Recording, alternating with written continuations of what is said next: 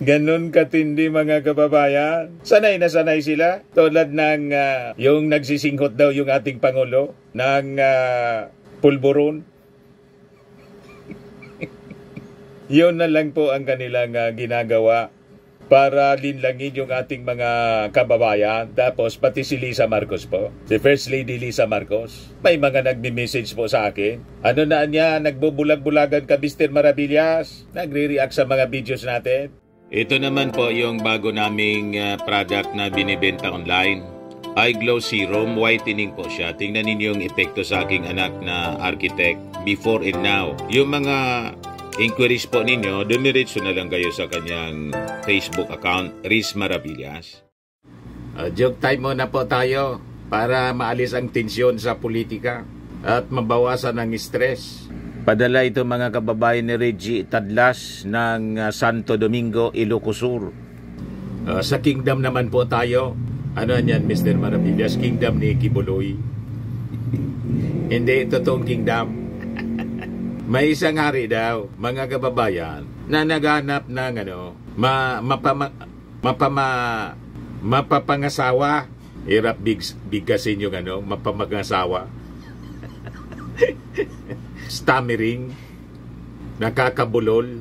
Ngayon, ang sabi ng hari, ang sino man anya sa inyo na makakatawid sa ilog na to, yung ilog po puno ng mga buaya, ang sino man anya sa inyo na makakatawid sa ilog na to, ay siyang makakapangasawa ng aking anak na prinsesa. Sabi ng mga tao, wala na anya yan. Sino ba naman anyang baliw? Sino man anyang lalaki ang lulusong sa ilog na puno ng buaya nang bigla pong may isang lalaki tumalon sa ilog at sobrang bilis po yung kanyang paglangoy hanggang sa makatawid doon sa ilog na puno ng buaya. Palakpakan po yung mga tao kasi may naglakas ng loob. Kaya sabi ng hari doon sa lalaking tumalon, dahil ikaw anya ay naglakas ng loob at nagawa mong makatawid sa ilog na puno ng buaya, ikaw na anya yung mapapangasawa ng aking anak na prinsesa. Palakpakan po yung mga tao. Sagot ng lalaki na ang pangalan po si Pedro doon sa hari. Mahal na hari, hindi po ako interesado na mapangasawa yung anak mong prinsesa. Gusto ko lang anyang malaman kung sino ang nagtulak sa akin sa ilog.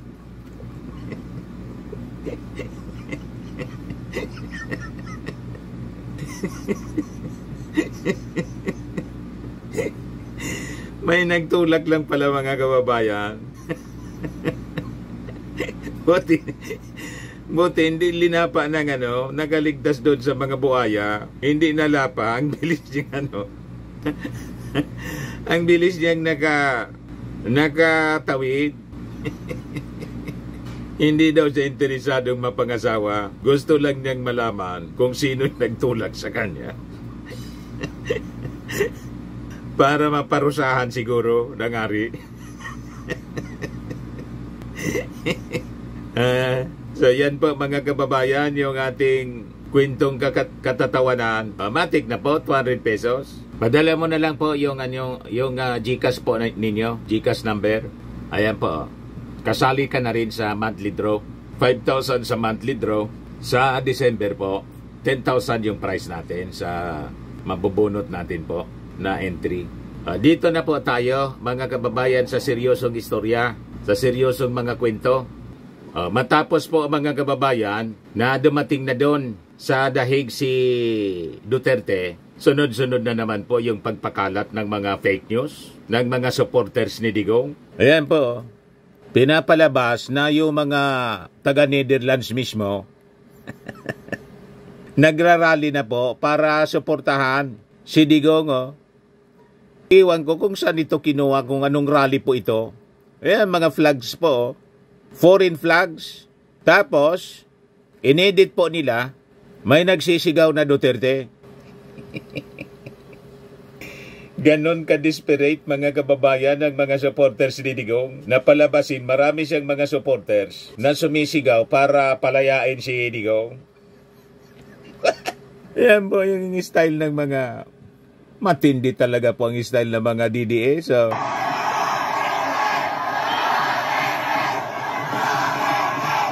Yeah. Naghanap ng mga mass action sa ibang bansa, tapos nilagyan ng Netherlands, tapos sinabayan ng mga sigaw ng tao. Yung mga rallies yata yun ang maisog dito. Nagsisigaw, Duterte, Duterte daw.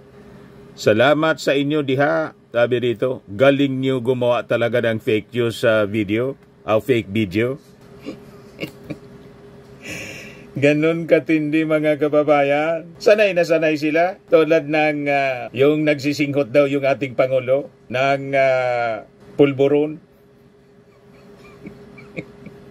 Yun na lang po ang kanilang ginagawa para linlangin yung ating mga kababayan. Tapos pati si Lisa Marcos po, si First Lady Lisa Marcos, may mga nagme-message po sa akin. Ano na niya, nagbubulag-bulagan ka Mr. Maravillas, nagre-react sa mga videos natin. Yan o. Sabi ng mga nagre-react dito, Sir Dante, wala ka bang update kay First Lady Lisa Marcos? Nag-alala na rin kasi ang taong bayan, baka kasi kung napano na siya sa Amerika. Sabay react ng mga ng mga DDS sa aking timeline. Ha ha ha ha, nagmamaang-maangan. Nagbubulag-bulagan si Maravillas. May nag-react din. Gonggong, tatay ninyong digong. Sabi ng isa pa, ayun, himas bakal na si F. Elisa niyo. Kaya tikom bibig ng mga loyalist sa isu na yan. Duterte pa rin ang huling halakhak, promise. Bisport sa larangan ng politika. Ganon sila katindi. O ngayon, nag-react na po yung Palasyo Malacanang sa pinapakalat na naman na fake news nitong mga DDS. Yan ang news update ng Inquirer. Yan o. Sabi po ni Yusek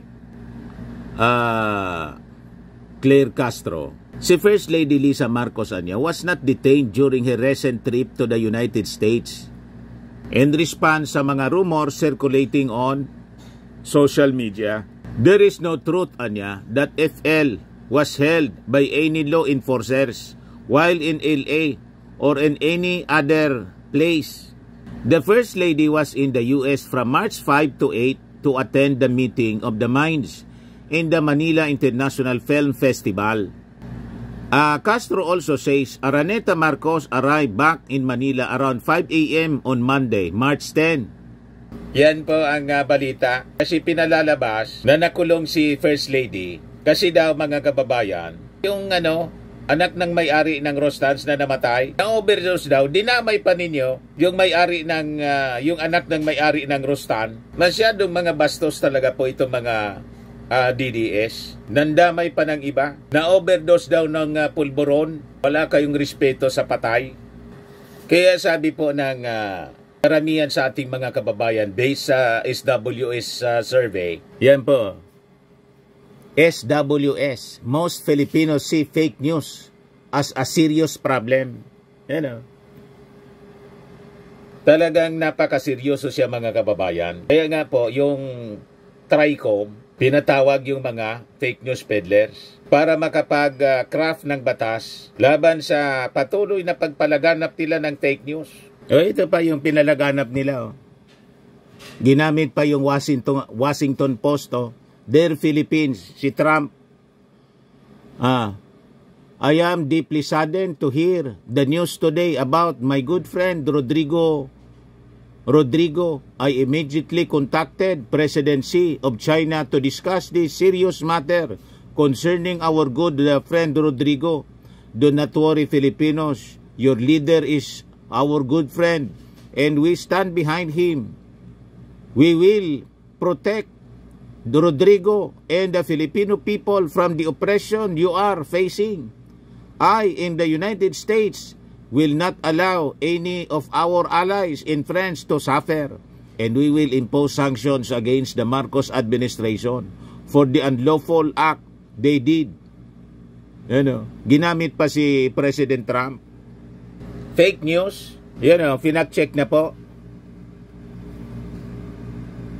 Sabi dyan, report ng Philippine Star. Two Facebook posts falsely claimed that former U.S. President Donald Trump publicly condemned the arrest of former Philippine President Rodrigo Duterte by the International Criminal Court. Fact check. Yan o. Ito yung pinapakalat nila po. Ito pa o.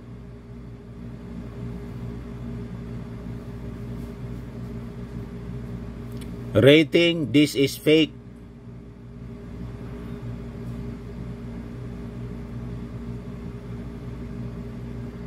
Kita ninyo ang desperation ng mga DDS po. Ganon sila katindi. Pati si Vice Ganda ginamit po sa fake news nila. Ito, fact check, Vice Ganda did not post about Duterte's arrest. Sabi dito sa report ng Philippine Star. Philippine Star po siya. Nabasa ko siya, pinapakalat sa social media mga kababayan. Yan. Host comedian Vice Ganda has not made any official post or statement regarding the arrest of former President Rodrigo Duterte by the ICC. This comes as a viral post falsely claims that the Showtime host posted on X saying that Duterte played a pivotal role in the so-called war on drugs in the COVID-19 pandemic during his term. A quote card featuring a photo of Vice Ganda crying has been circulating on social media platforms including Facebook and TikTok, claiming that the host said, ayaw kong magpakahipokrito ha. Aminan natin, nung time ni FPRRD, karamihan ng adik nagbagong buhay, karamihan sa kriminal nagunahang sumuko dahil sa takot kay Duterte. Confident kayong lumabas sa gabi dahil alam ninyong yung mga kriminal at masasamang loob na bawasan na. Kung hindi si Duterte, yung namunmuno ng pandemic, lahat tayo patay. Lahat ng pondo ng gobyerno ginamit ni Duterte, may tawid lang tayo sa pandemic. Rating, this is fake. Ayan yung pinapasirculate nila mga kababayan. Fake po siya. Ayan o. Si Vice Ganda mismo ang nagsabi o. I never stated this. Please report.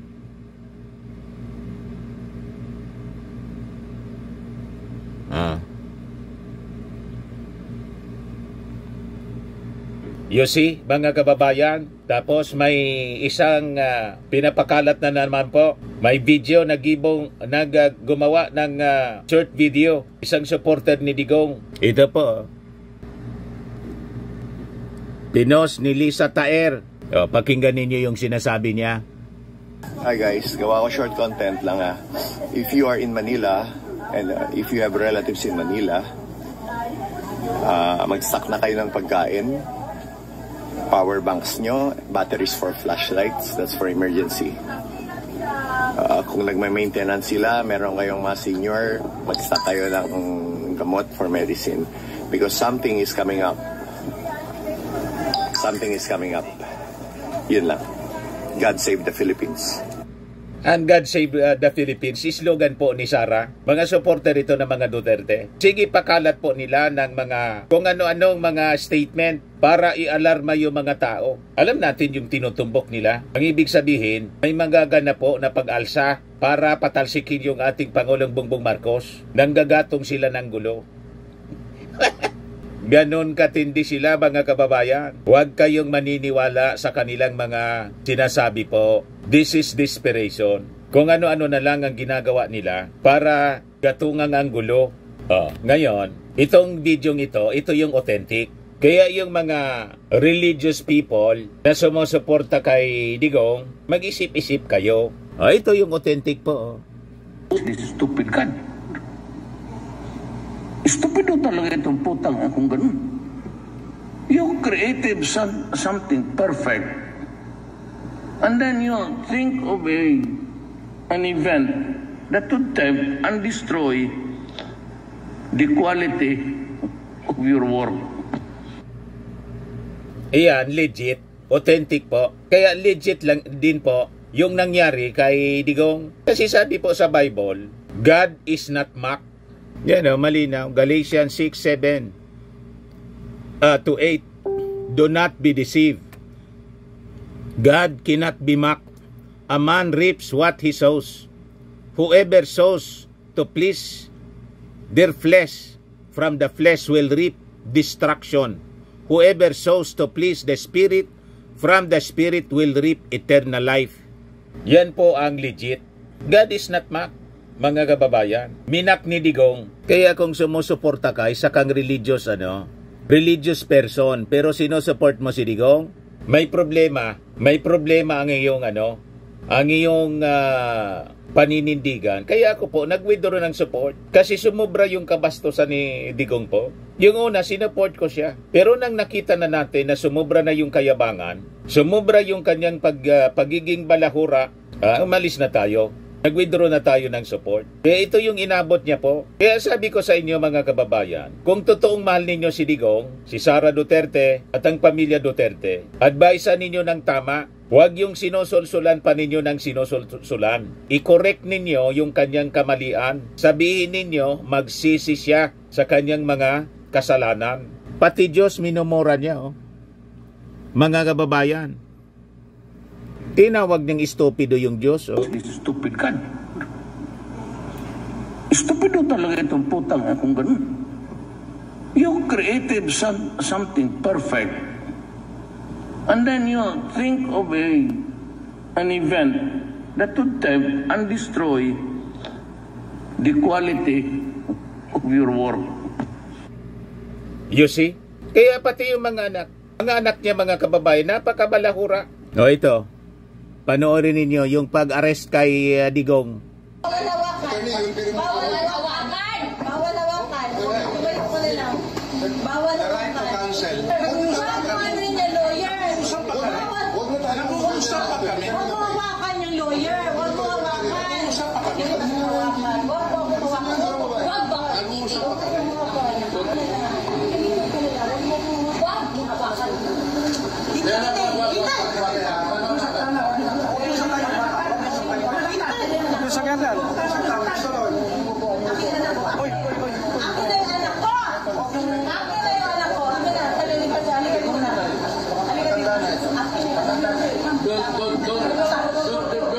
Don't go it personal.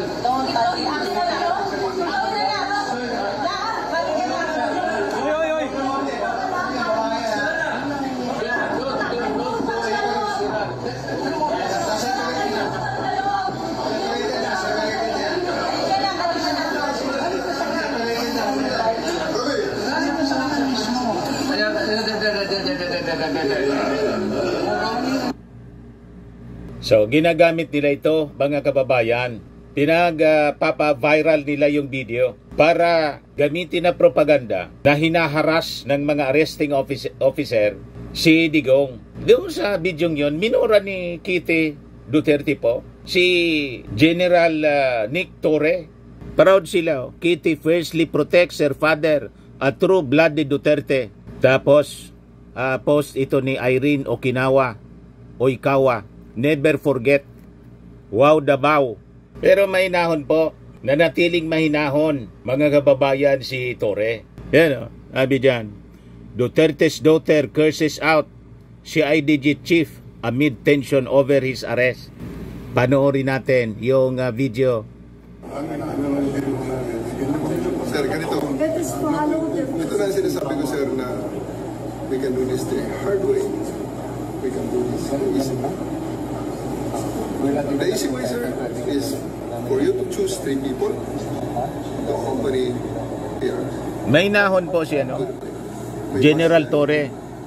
And he's going to the plane. Okay, sir. The hard way. What plane is this, sir? Chartered flight. Chartered flight from... Okay. Sir, we need Hard to way. know. We need to know where you're bringing our president. Ma'am, the hard way. Sir, we need to know. Please give us information Makinig ka muna, ma'am. where you are bringing Wala sa pay grade ko yan, ma'am. Tagalogin na natin. Sabihin nyo kung saan siya dalahin. Hard way. Hard way. Po kami. May pinagmumura. Toot! Hindi na po pinarinig ng inquirer.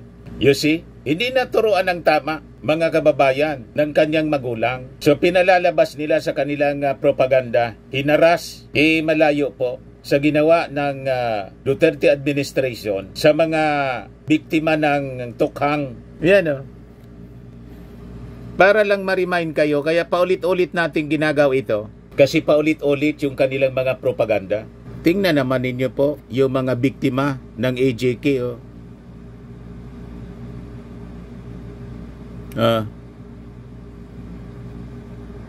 Ayan o. Happy to kill Rodrigo Duterte's views on drugs death.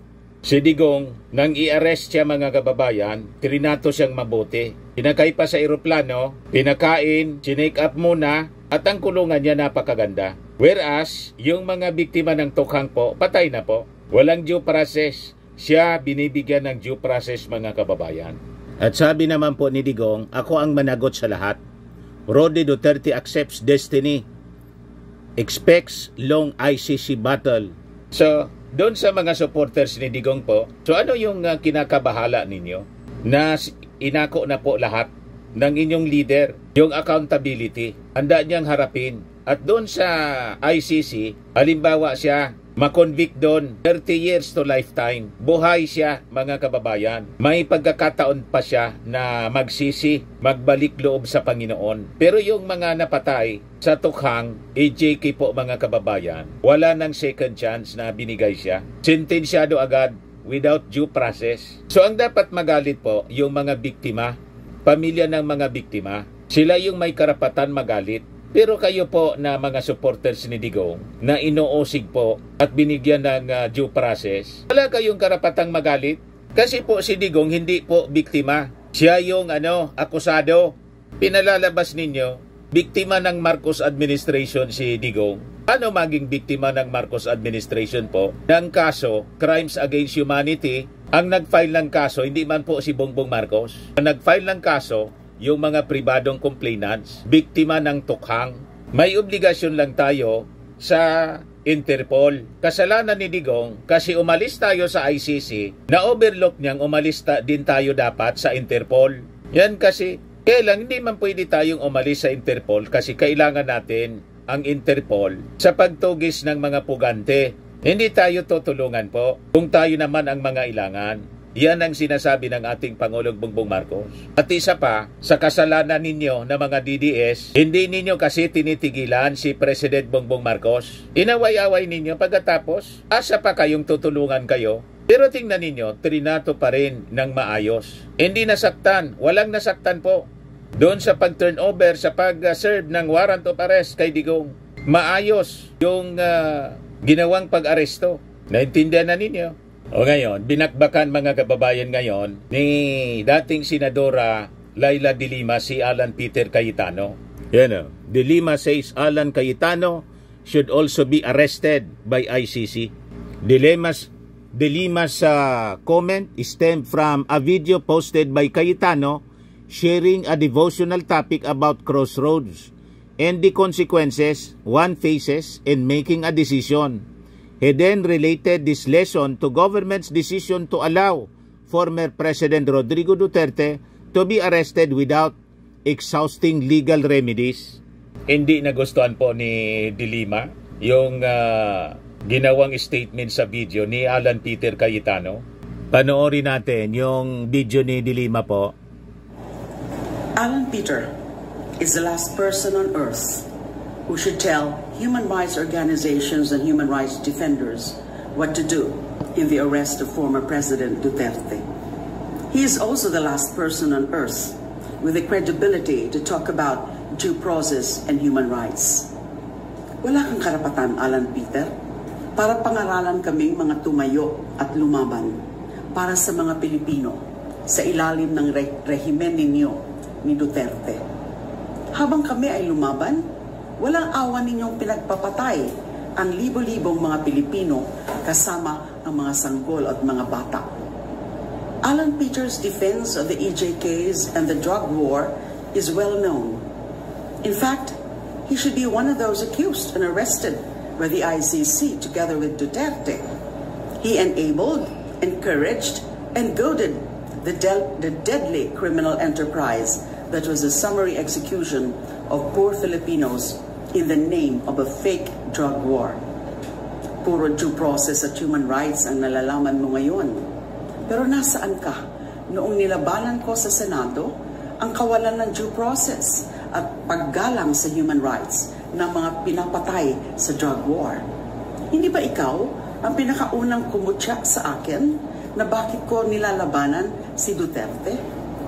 Hindi ba sinabi mo pa na kailangan pa nating pasalamatan si Duterte dahil ginawa na niyang parang Singapore ang Pilipinas sa pagpatay sa lahat ng mga kriminal at adik?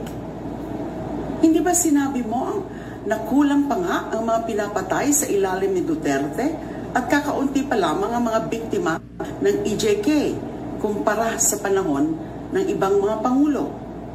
Hindi ba ikaw ang pinakaunang lumapastangan sa aking mga karapatan at kumalimot sa due process sa pagkatuwa mo sa pagka-aresto ko dahil sa mga peking kaso na nagawa-gawa ninyo? Asan ang due process noong tinawag mo akong spokesperson ng mga drug syndicate? Noong panahon na pinapatay na lamang sa kalsada ang mga addict at pusher, nag-ingat ka ba bago ako tawaging drug lord dahil baka bigla rin akong patayin na walang due process? Huwag kang sinungaling, Alan Peter. Sa totoo lang, wala ka naman talagang pakialam sa due process at human rights hanggat hindi ikaw at si Duterte ang biktima. The true test of standing up for due process and human rights is when the poorest and lowliest of Filipinos have been oppressed and you fought for them. Where were you during that time when the people's rights were being violated? Of course, you were on the other side, the side of those oppressing and violating our people's human rights. Huwag ka nang magdamit na human rights defender. Alam ng lahat na isa kang oportunistang politiko na naalala lang ang due process at human rights kapag kayo na ang nagigipit. Ano naman ang mali at illegal sa pag-aresto at pagdala kay Duterte sa ICC? Jurisdiction over the crime is conferred by law. What is the law on crimes against humanity, including systemic attacks on the civilian population of which Duterte is accused? There's the Rome Statute. There's also Section 17 of RA 9185 that provides that the Philippine government may choose not to exercise jurisdiction over crimes against international humanitarian law, and that instead it may allow another entity conferred with similar jurisdiction by international law to assume jurisdiction where said entity is already investigating the accused or suspect. Insofar as jurisdiction over crimes against international humanitarian law are concerned, the law is RA 9185, and RA 9185 says that the Philippine government has the option to surrender Duterte to the ICC without any judicial approval because it is a waiver of its exercise of jurisdiction in favor of the International Court, here the ICC. Kung may problema ka sa batas na ito, Alan Peter, ipadeklara mo munang unconstitutional sa Korte Suprema. Until that time, please stop lecturing and whining to us. Basag na basag po si Alan Peter Cayetano kay Dilima.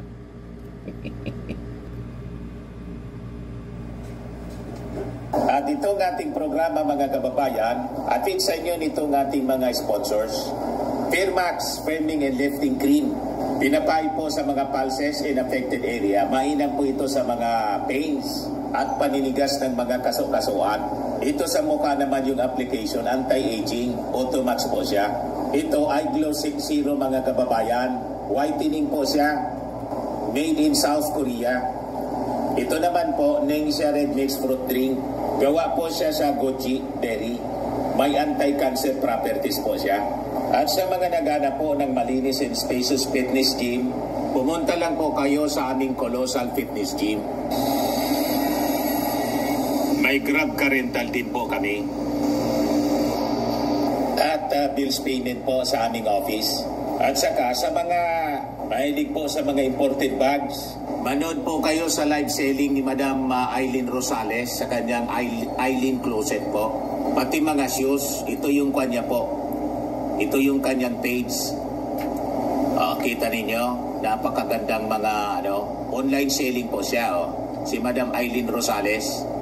At cellphone number niya po, 773-798-7816.